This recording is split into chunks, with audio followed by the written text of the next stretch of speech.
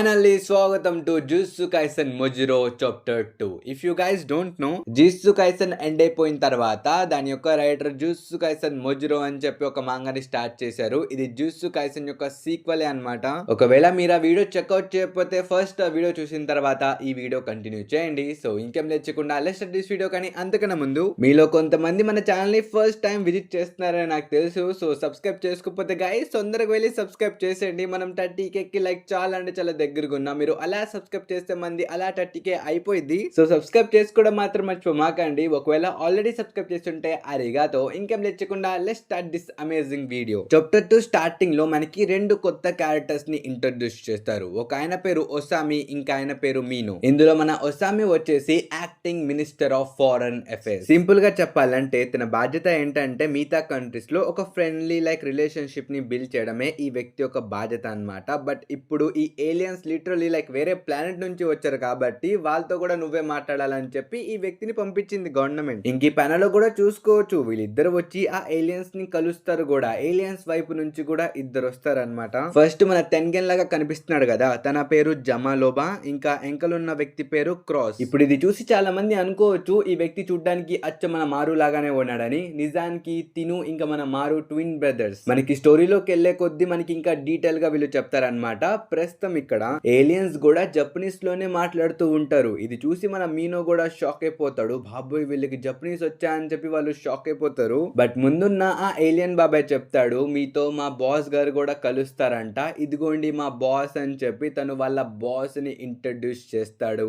అంతే. ఆ బాస్ యొక్క ఆరా చూసి మన ఒసామే ఇంకా మీనోది చిరిగిపోయింది. వాళ్ళు లిటరల్లీ భయపడిపోతారు. ఇంకా దీని తర్వాత సీన్ షిఫ్ట్ చేసి మీటింగ్ తర్వాత ఏమైందో దాని గురించి మనకి చెప్తారనమాట. ప్రస్తుతం మన ఒసామే ఇంకా మీనో ఇక్కడ కూర్చుని లైక్ మాట్లాడుకుంటూ ఉంటారు. బాబోయ్ ఆ బాస్ చాలా డేంజరస్ గా ఉన్నాడు. ఒకప్పుడు చాలా మంది చెప్పేవాళ్ళు సుకోనా తన ప్రెజెన్స్ తోనే మనుషుల్ని భయపెట్టిచ్చేస్తాడని. అసలు అది విని బాబోయ్ జోకులని నేను అనుకున్నా. కానీ ఇక్కడ ఆ మాన్స్టర్ యొక్క ప్రెజెన్స్ చూసిన తర్వాత నాదైతే చిరిగిపోయింది. ఆ ఏలియన్స్ యొక్క బాస్ కూడా సుకునా అంతే డేంజరస్, తను సుకునా అంతే పవర్ఫుల్ అని చెప్పి వీళ్ళిద్దరు ఇక్కడ మాట్లాడుతూ ఉంటారు. బట్ టు బి ఫ్రాంక్ చెప్పాలంటే మన సుకునా ఆ ఏలియన్ బాస్ కన్నా లైక్ చాలా అంటే చాలా దారుణమైన క్యాండిడేట్ అన్నమాట. చాలా డేంజరస్ క్యాండిడేట్ తను. ఎందుకంటే ఈ ఏలియన్ బాస్ అయినా వచ్చి లైక్ మంచిగా మాట్లాడి వెళ్ళిపోయిండు. బట్ సుకునా అయితే గొంతులు కోసేస్తాడు బ్రో అడు. అలా అని ఈ ఏలియన్ యొక్క బాస్ నేను వీక్ అని చెప్పట్లా. మన సుకునా తినకన్నా చాలా దారుణమైన వ్యక్తి అని నేను మాట్లాడుతున్నా. బట్ పవర్ గురించి మాట్లాడుకుంటే లైక్ వీళ్ళిద్దరూ సేమ్ లెవెల్లోనే ఉన్నారు ప్రస్తుతం. ఎందుకంటే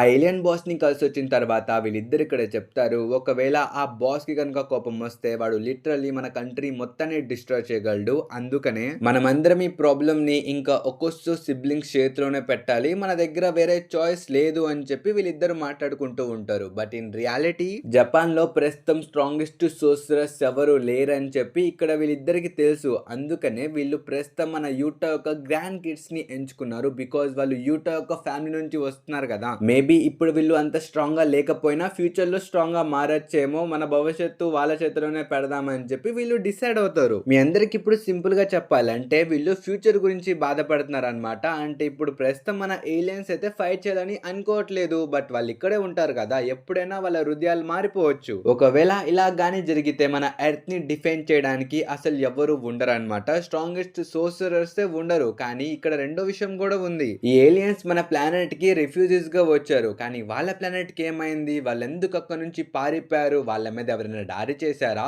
వీళ్ళు ఇక్కడ పవర్ఫుల్ అంటే వీళ్ళ మీద దాడి చేసినాడు ఇంకెంత పవర్ఫుల్ గా ఉంటాడు. ఒకవేళ వాడికి గనక తెలిస్తే ఈ ఏలియన్స్ ఇక్కడ ఉన్నారని, అయితే ఆ పెద్ద ఏలియన్ కూడా ఇక్కడికే వచ్చింది కదా, అప్పుడు కూడా మనకే కదా బొక్క పడేది. దట్స్ వై మనం ఫస్ట్ ఎర్త్ యొక్క డిఫెన్స్ ని పెంచాలి. మనం ఇప్పుడు సోర్సరర్స్ ని ట్రైనింగ్ ఇవ్వాలి. మనకు కూడా కొంతమంది స్ట్రాంగెస్ట్ సోర్సరర్స్ కావాలి అని చెప్పి లైక్ వీళ్ళిద్దరు మాట్లాడుకుంటూ ఉంటారు. ఇంకా దీని తర్వాత సీన్ షిఫ్ట్ చేసి మనకి లైక్ మారు దగ్గరికి తీసుకుని వెళ్తారనమాట. ప్రస్తుతం మన మారు దగ్గర ఆ థర్డ్ ఐ ఉందని చెప్పి వీళ్ళిద్దరు చూసేశారు. ఇంకా వెంటనే పక్కకు వచ్చి లైక్ వీళ్ళిద్దరు మాట్లాడుకుంటూ ఉంటారు. ఆ మారు దగ్గర మిస్టీరియస్ కన్ను ఉంది. అయితే తను కూడా ఒక ఏలియనా, తను ఏలియన్ అయితే దాని అర్థం నిజంగానే మన కంట్రీకి ఏలియన్స్ వచ్చేసారు కదా, అయితే వాళ్ళు ఎక్కడ ఉన్నారు. అసలు ఇది మొత్తం పక్కన పెడితే మనం సోర్సరర్స్, మనం ఇప్పుడు గవర్నమెంట్ కిందే పని చేస్తున్నాం. కానీ ఇక్కడ చూస్తే మనకి ఈ విషయం ముందుగా తెలియలా, ఆ పిల్లల్ని పట్టుకెళ్ళోడికి ముందుకు తెలిసింది. అయితే మనం వెళ్ళి వాడినే మొత్తం అడుగుదాం, వాడికి ఇంకా చాలా ఇన్ఫర్మేషన్ తెలిసి ఉండిద్దని చెప్పి వీళ్ళిద్దరు వెళ్ళి ఆ కిడ్నాప్ అని లైక్ ఇంట్రాగేషన్ చేస్తారు చేస్తారు ఇక్కడ. అండ్ సర్ప్రైజింగ్లీ ఈ కిడ్నాపర్ కూడా లైక్ మొత్తం సమాధానం చెప్తాడు ఇక్కడ. ఈ కిడ్నాపర్ అంటాడు గవర్నమెంట్ యొక్క వెబ్సైట్ ని ఎవరో హ్యాక్ చేశారు, సో అక్కడ నుంచి ఇన్ఫర్మేషన్ మొత్తం లీక్ అయింది.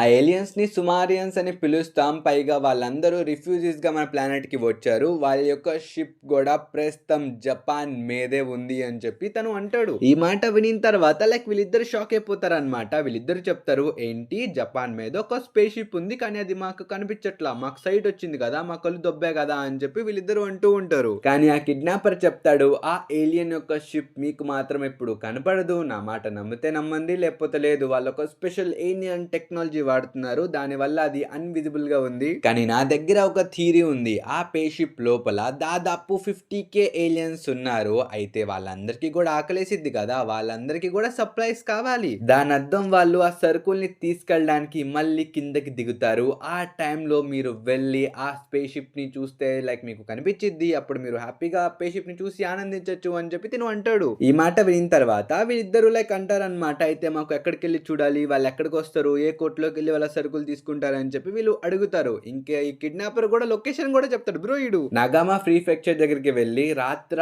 ఐ థింక్ 9 అయినా లేకపోతే 10 అయినా అరౌండ్ ఈ టైంలో ఒక స్పేస్ షిప్ కిందకు వచ్చిద్ది సరుకులు తీసుకోవడానికి, ఆ టైంలో మీరు చూడొచ్చు అని చెప్పి తను లొకేషన్ కూడా చెప్తాడు. ఈ మాట వినిన తర్వాత వీళ్ళిద్దరూ పరిగెడతారనమాట కురు మయామా హైలాండ్స్ దగ్గరికి, లైక్ లిటరలీ పరిగెత్తుకుంటూ వెళ్ళిపోతారు. ఇక్కడ కరెక్ట్ రాత్రి 2ంటికి అనమాట. నిజానికి ఇది దయ్యాలు తిరిగే టైం, కానీ ఇక్కడ ఏలియన్స్ తిరుగుతున్నాయి. లిటరలీ ఒక పెద్ద క్యూబ్ లాంటి స్ట్రక్చర్ కిందకు వచ్చి అలా పైకి వెళ్ళిపోయింది సామాన్లు తీసుకొని. ఇది చూసి వాళ్ళిద్దరు షాక్ అయిపోతారు, అమ్మ బాబా ఏం జరిగిపోయిందిరా అని వాళ్ళు అనుకుంటారు. ఇంకా దీని తర్వాత సీన్ షిఫ్ట్ చేసి మనకి మారు ఇంకా క్రాస్ దగ్గరికి తీసుకుని వెళ్తారనమాట. ఇక్కడ వీళ్ళిద్దరు లైక్ చాలా వియర్డ్ గా మాట్లాడుకుంటూ ఉంటారు. ఇక్కడ మన మారు చెప్తాడు, మీరందరూ ఆర్డర్స్ ఇచ్చారు కదా, నేను ఆ ఆర్డర్స్ ని పాటించి మనుషుల దగ్గరికి వెళ్ళాను, వాళ్ళందరూ చాలా మంచోళ్ళు, మనకి చాలా హెల్ప్ చేశారు, నాకు కూడా చాలా హెల్ప్ చేశారు, వాళ్ళు చాలా మంచోళ్ళు అని చెప్పి తిను అంటాడు. కానీ రెండో వైపు మనం క్రాస్ ని చూసుకుంటే వీడు చాలా క్రాస్ గా ఆలోచిస్తూ ఉంటాడు. ఇక్కడ తిను చెప్తాడు, నువ్వు చెప్పింది బాగుంది కానీ నిజానికి ఈ హ్యూమన్స్ ని నమ్మకూడదు, వీళ్ళందరూ కూడా ఉండేది ఒక ప్లానెట్ లోనే, వీళ్ళందరూ కూడా హ్యూమన్సే, బట్ వీళ్ళల్లో వీళ్ళే కొట్టుకొని వస్తూ ఉంటారు బార్డర్స్ అని చెప్పి రిసోర్సెస్ కోసం. అలా అని చెప్పి మనం ఎవరిని అంత తొందరగా జడ్జ్ చేయట్లేదు, మనం వీళ్ళతో కలిసి ఉండడానికి ట్రై చేస్తాం. ఒకవేళ వీళ్ళల్లో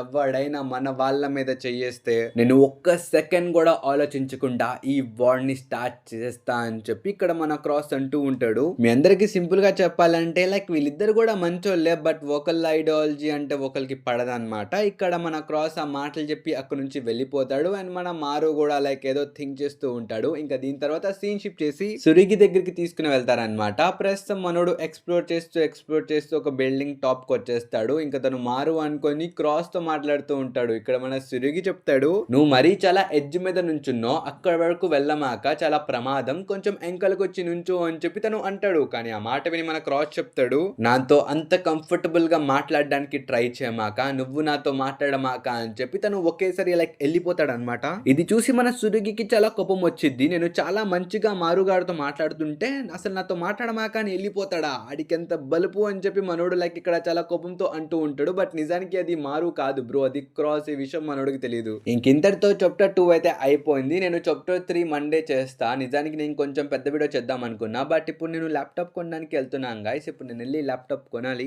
ఐ థింక్ ఈ వీడియో అప్లోడ్ చేసే వరకు నేను కొనేస్తానేమో. కొంటే మాత్రం మీకు ఫోటో లైక్ ఇక్కడ కనిపించింది, మీరు స్క్రీన్ మీద చూడొచ్చు. ఫ్యూచర్ లో మన ఛానల్ యొక్క కంటెంట్ చాలా అంటే చాలా పెరగబోతుంది. నేను క్వాలిటీ కూడా చాలా మంచిగా మెయింటైన్ చేయడానికి ట్రై చేస్తా.